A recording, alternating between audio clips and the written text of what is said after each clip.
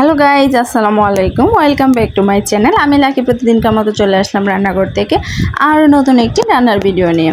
তো আমি আজকে কি রান্না করব, বৃষ্টির দিন, তো কি রান্না করব সেটাই আপনাদের সাথে শেয়ার করতে চলে আসলাম। তো প্রথমে আমি দেখিয়ে দিচ্ছি, এটা পাটায় বেটে চাপা শুটকি ভর্তা করে নিয়েছি আগেই, আপনাদের সাথে ওরকমভাবে শেয়ার করতে পারলাম না। তো এখানে গরুর মাংসটা বসিয়ে দিয়েছি হাতে মাখিয়ে। এই তো এখন এটা কষিয়ে তারপরে আলু দিয়ে একটা সুন্দর ঝোল রান্না করব। তো এখানে আমি তেহেরির জন্য নিয়ে নিয়েছি মুরগির মাংস, কেটে সাইড করে রেখেছি, তারপর ধুয়ে পানি জড়িয়ে নেব। আর এদিকে চাল নিয়ে নিয়েছি, এগুলো হচ্ছে আমাদের দেশের ক্ষেতের চাল। আর এদিকে নিয়ে নিয়েছি গরুর মাংসের জন্য আলু, এটা তেহেরির জন্য নিয়ে নিয়েছি বাদাম বাটা, জিরা বাটা, আদা রসুন বাটা, পেঁয়াজ কাটা, এই তো তারপরে লেবু।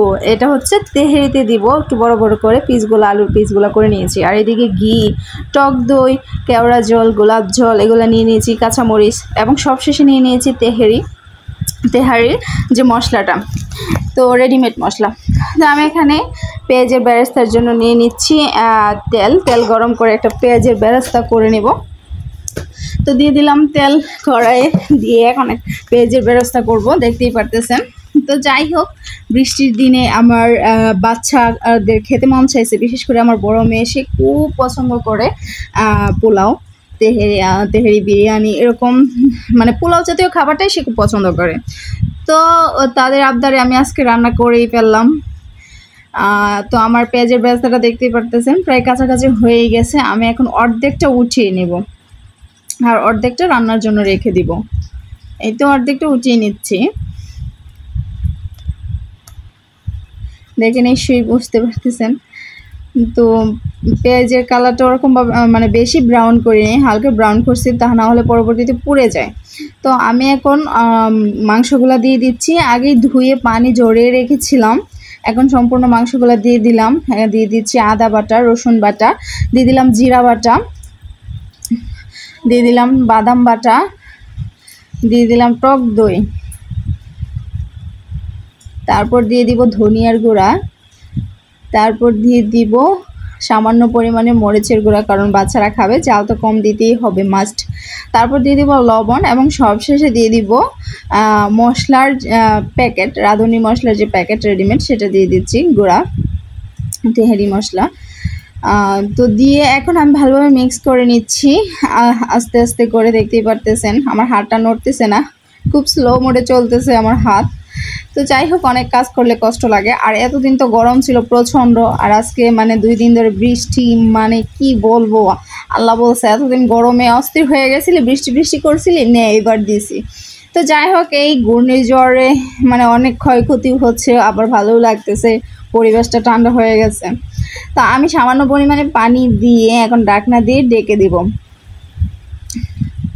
দেখতেই পারতেছেন, ঢাকনা দিয়ে ডেকে দিলাম। এখন এটাকে ভালোভাবে কষিয়ে নিব। এই তো ঢাকনাটা বসিয়ে নিলাম, কষানো প্রায় অনেকটাই হয়ে গেছে। এখন আমি আস্তে আস্তে করে যে কেটে রাখা আলুগুলা দিয়ে দিব, কারণ আলুগুলাও কষানোর সাথে সাথে সিদ্ধ হয়ে যাবে। যেহেতু এটা ব্রয়লার মুরগি, তাই সিদ্ধ হতে বেশিক্ষণ সময় লাগবে না, তো খুব দ্রুতই রান্না হয়ে যায় ব্রয়লার মুরগি দিয়ে রান্না করলে।